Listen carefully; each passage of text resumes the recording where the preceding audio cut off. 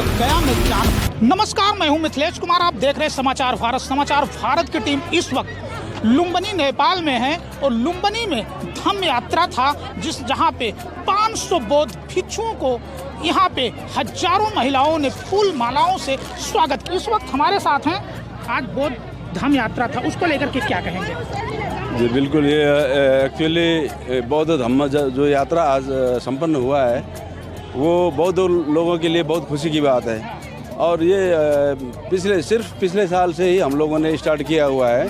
तो ये यात्रा बौद्ध मार्गियों के लिए बहुत ही पवित्र यात्रा हम मानते हैं, क्योंकि बौद्ध साहित्य में ऐसा लिखा गया है कि भगवान गौतम बुद्ध ज्ञान प्राप्ति के बाद जब उनके पिताजी राजा शुद्धोधन ने उनको घर वापसी के लिए बुलाया था, तो 7 वर्ष के बाद भगवान गौतम बुद्ध इसी रास्ते से होते हुए, जो आज का भैरहवा हम बोलते हैं, इसी रास्ते से होते हुए लुम्बिनी होते हुए वो कपिलवस्तु अपने गृहनगर में गए थे 500 भिक्षुओं के साथ।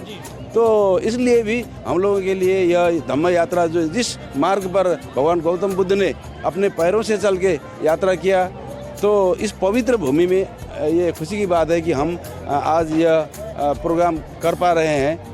वैसे ये होना बहुत पहले से चाहिए था, लेकिन हमारे समाज और यहाँ के जो शासक लोग हैं वो बुद्ध धर्म को इतना महत्व नहीं देते हैं। तो इसकी वजह से इसके बारे में पहले कभी चर्चा नहीं हुई। लेकिन खुशी की बात यह है कि थाईलैंड की जो संस्था है धम्मकाया, उस संस्था ने इस सब्जेक्ट को हाईलाइट करने के लिए उन लोगों ने चुना। और इस मार्ग पर बौद्ध भिक्षुओं, जो जितने भी नेपाल में बौद्ध भिक्षु पिछले कई सालों से होते आ रहे हैं, पिछले साल 1200 लोग एक साथ बौद्ध भिक्षु बने थे, तो इस साल थोड़ा संख्या कम है, 500 लोग भिक्षु बने हैं। तो उनको भगवान बुद्ध के शिष्य के रूप में इसी मार्ग पर उनको यात्रा कराना चाहिए, यह सोचकर उन लोगों ने यह यात्रा का आयोजन किया।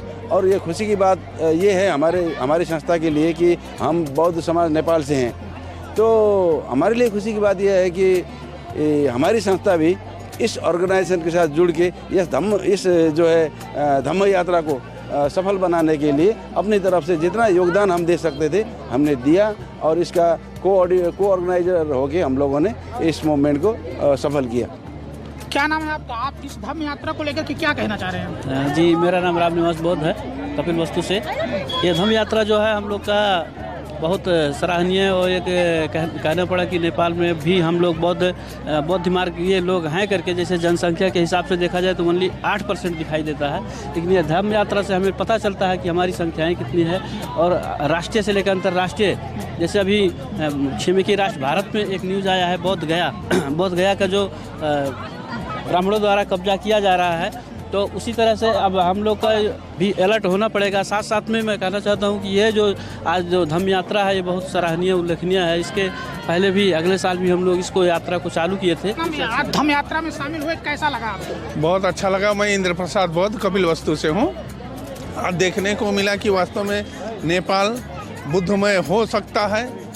जो आज तक लोगों ने हिंदुत्व की बात की है, लेकिन आज ये धम्म यात्रा से ये पता चलता है कि नेपाल किसी न किसी दिन बौद्धमय होगा और होके रहेगा। बस बहुत खुशी लगा आज ये सब धम्म यात्रा देखकर। धम्म यात्रा को लेकर क्या कहें? बाबूराम बौद्ध कपिलवस्तु बौद्ध विहार संघ के सलाहकार। आज हमें बहुत अच्छा लगा जो ये धम्म यात्रा निकला हुआ है, और भगवान बुद्ध ज्ञान प्राप्त करने के बाद इसी रास्ते से अपने महल के लिए, घर के लिए गए थे। तो ये हम अगले साल से ही स्टार्ट हुआ है कार्यक्रम। तो ऐसा लग रहा है कि हमारा देश जो है बुद्धमय होगा, तो हम सभी साथियों का सहयोग रहेगा तो हमारा देश बुद्धमय होने में कोई देर नहीं होगा। देख सकते हैं, इसी रास्ते से गौतम बुद्ध ज्ञान प्राप्त करने के बाद पहली बार अपने घर पहुँचे थे, और उनके पिता शुद्धोधन अपने लोगों के साथ गौतम बुद्ध के चरणों में फूलों से उनका स्वागत किया था। मिथिलेश कुमार, समाचार भारत, लुम्बिनी नेपाल।